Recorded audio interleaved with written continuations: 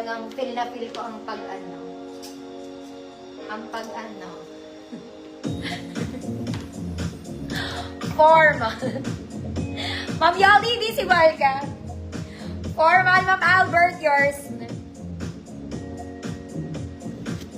Ma'am Albert ng formal, ganda-ganda nun. Next mga mami, chururut lang to, Sunday dress. This one is lace. Ayan siya. White and red lace. May bewang po.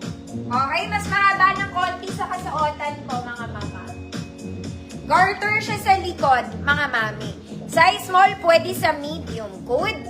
White lace, 100 pesos, double lining po. Okay, small med, white lace, 100 pesos, double lining. Next, mga mami, this one too.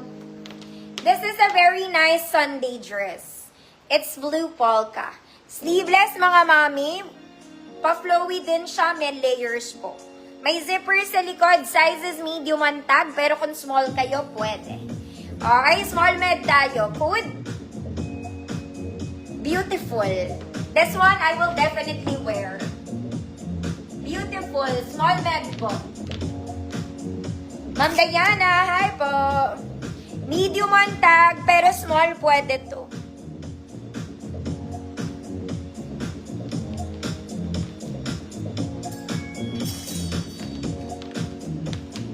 White lace, Ma'am Bernadette A, yours na po. Mga mami, may bebenta ako sa inyo. Okay, kinuha ko to, siguro mga ano na, a month ago. Pero hindi ko pa siya nasuot ever. Tapos nung tinry on ko siya, parang hindi siya bagay sa akin. Ano sabi ko dito? Beautiful. Small med to, mga mami, ah.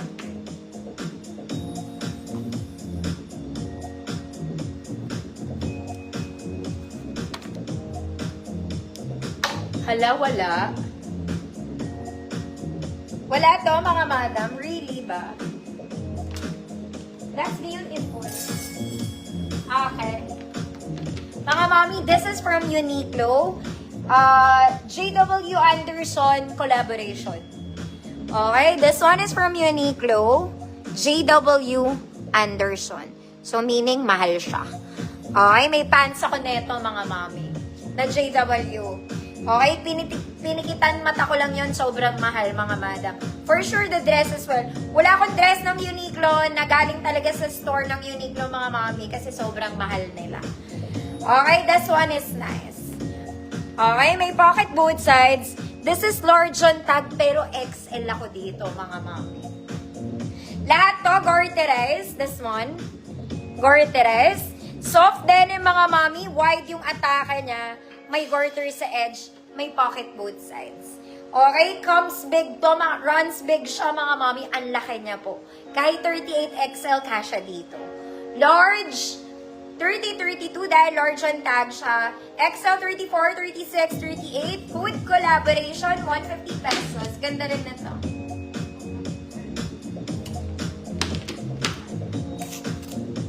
Ma'am Magdalena, yours na po. Mga mami, kukunin ko lang yun. Maganda yun. Teka lang.